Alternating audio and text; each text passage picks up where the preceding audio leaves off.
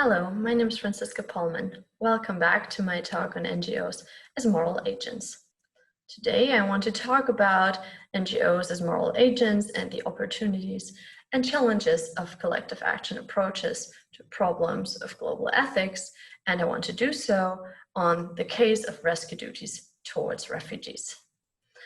The content of this talk will be as follows. At first, I will define some remarks on NGOs and refugees. For the second point, collective agency theories, please see my 5-minute talk attached. The main part of this talk will be the third part, NGOs and their dual agency affiliation. This is the three relational dimensions of NGOs and individuals. They show in founding, in supporting, and executing. Some preliminaries are in order. My aim in this talk is to sketch, based on the characteristics of two types of collective agents, what duties NGOs and respectively individuals, if any, have towards refugees. The underlying problem here is the over-demandingness objection against individual duties and global ethics in general. I understand NGOs to be civil organizations that act transnationally, and although I know that there are NGOs that just act nationally, in this case, due to the refugee topic, I want only to look at transnationally acting NGOs.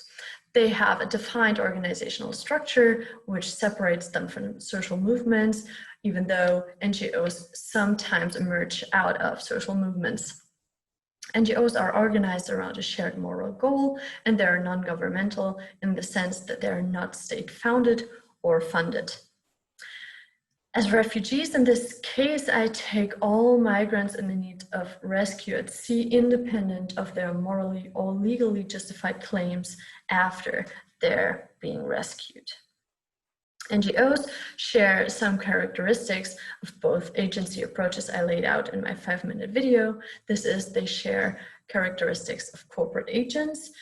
They, for example, act in similar realms as corporate agents that we usually see, for example, states and transnational organizations like firms. They exercise power in similar realms.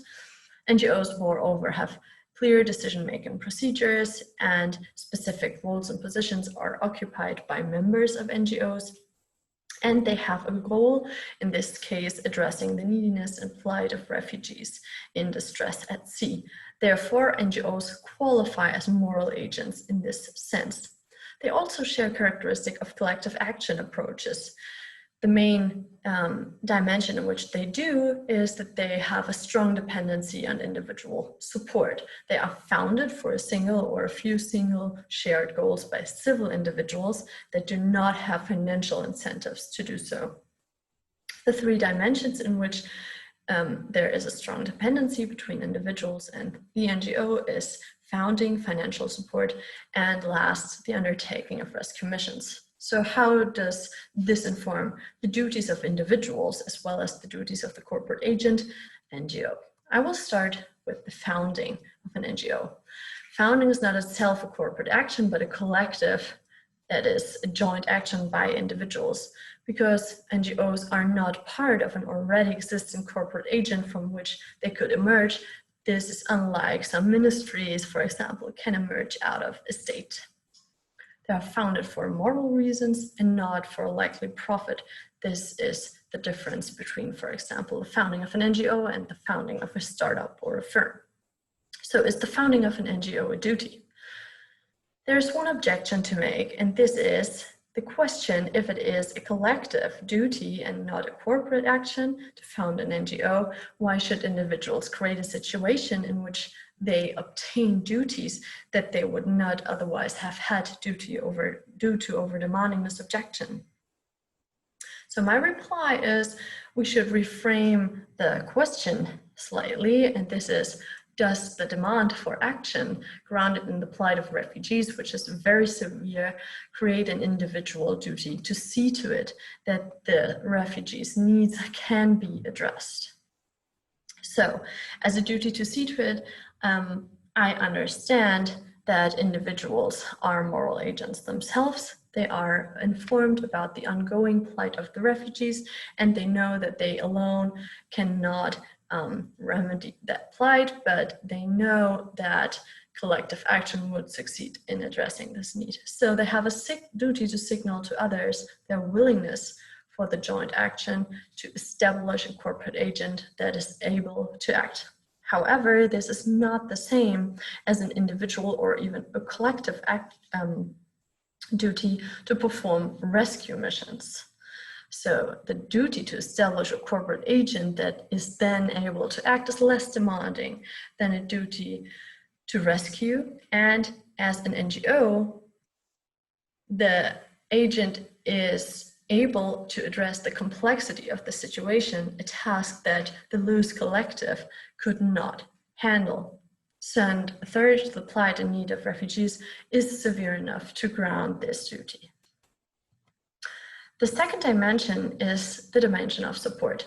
So individuals are donors for NGOs, and the relation between NGOs and donors differs from the relation between states or firms and their supporters, in the sense that donors of NGOs directly, knowingly, voluntarily, and actively support the corporate agent to ensure its persistence and functionality. So the question is, how can a duty to support be understood? This can be understood in three different ways. It can either be a membership duty, a collective duty, or an individual duty. I would argue that it is not a membership duty, since the relation between donors and NGOs is the donation as such. There is no prior relation between donors and the NGO that would ground the donation as a membership duty. The second point is we can understand support as a collective duty. So this might seem a little odd at first, because this would mean that we have the corporate agent NGO and a loose collective of donors that has a duty to support the NGO. The objection would go, why do we complicate cases artificially? And why shouldn't we not just say, okay, there is an individual duty to support an NGO? So this is a provisional no for this understanding of collective duty. However, as an individual duty, there are two ways to understand the way in which individuals can reason about this duty. And first, an individual can I-level reason. This is, I ask myself in a first-person perspective, due to my capabilities, can I act? Should I act? Should I understand? Should I donate my money to an NGO? Do I understand the moral goal? And I do understand the moral goal, but the problem is this reasoning cannot motivate my action, because I know that my resources are not sufficient to sustain the functionality of the NGO all by myself. So what I would argue is that against this, again, over-demanding this objection and I-level reasoning, individuals should we-level reason. So they should do so because they know that an NGO is characterized by their dependency on individual donations. And since this NGO is already existing, they know that individuals are already sufficiently donating to it. However, that doesn't mean that they don't need to donate as well, because they cannot foresee the future behavior of current donors, so they should join in order to avoid a shortfall in donation in the future. And moreover, NGOs act gradually, so their efficiency is increased if more people donate money to it. So I argue that support we should understand as an individual duty to we-level reason, which is somehow between loose collective duty and an individual duty. The question now is, of course, are NGOs corporate agents? The objection is that NGOs are not corporate agents in their own rights, precisely because of their dependency on donors. The problem is that donors are neither included in the decision-making procedure nor in the actions NGOs perform. The only influence donors have is controlling their individual support, and thereby proportionally enabling the NGO's actions. Therefore, the challenge is if donors collectively withdraw their support, the corporate agents can no longer act. This is not because it lacks the decision-making procedures, but it lacks the resources to act upon its decisions. So the question really is, are NGOs sufficiently autonomous from their donors? My intuition here is that they are, and I draw this conclusion from comparing NGOs with other corporate moral agents. So in one sense, citizens and their states, in the understanding that Holly Lawford Smith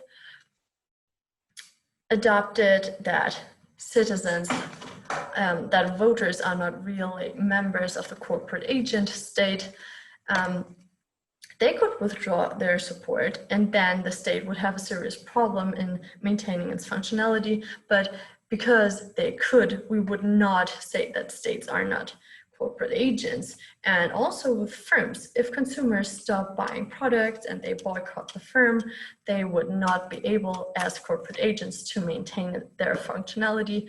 But even though this is a possibility, we would not hesitate to say that some firms are really corporate agents. So the last remaining aspect of the relation between individuals and NGO is the executing of the NGO's tasks. This is a real membership duty. So the actions that are needed for membership duties are really something like navigating, performing first aid, and so on and so forth. So the question really is, do individuals who are able to perform one or more of these tasks have a duty to become members of the NGO? So what reasons could count against such a duty? On the one hand, there's the over-demandingness objection, so maybe the action is over-demanding, or it requires too much time. Some plans in life need to be sacrificed for this, or maybe it's overly complex to get the necessary information and to understand the actions needed within this structural complex problem. So I would say executing and being a member of an NGO in this sense is not overly demanding at first, because it is not overly demanding to act on pre-existing abilities. See here that I limited the case on individuals that already are able to perform one or more of the demanded tasks. This is to say that individuals who are not able to perform one or more of these tasks do not qualify as members, or at least do not have a duty to become members. They could if they want to, but for them, it's not a question of duty. But for those who are already performing similar tasks in different realms, for them, it's not over demanding to perform basically the same task in this realm. And moreover, checking if one's action is really needed is not overly demanding because of modern communication and publicly accessible information. So someone who would wonder if her action is needed would need to demonstrate her willingness to step in a certain position in the NGO in order to share the burden of occupying these positions with others that are doing the same. And as a member of the NGO at last, she's part of a decision-making structure that includes the information that would not be accessible to her as an individual. And therefore, there is no overly complex situation in which she has to manage her own actions, but really she can share this complexity within the decision-making structures that is guiding her action. So the last remainder might be if sacrificing private plans is too demanding. I would say some private plans might be needed to be sacrificed in order to address the plight of the refugees in this sense, but long life plans most necessarily would most likely, not be needed to be sacrificed because the rescue missions are limited in time, and moreover, the positions within the NGO are likely to be replaced in a burden sharing scheme if more people would show their willingness to step in and share the labor. So my conclusion here is that all three dimensions, founding, support, and executing rescue missions, are really individual duties in all three dimensions. And this is to bring about the NGO that itself qualifies as a moral corporate agent that is able to perform rescue missions.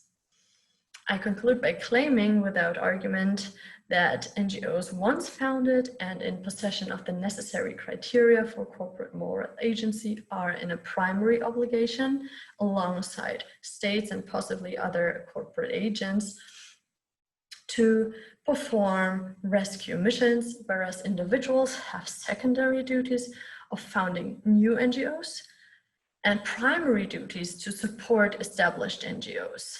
So excuse me for not having enough time for an argument for the second claim.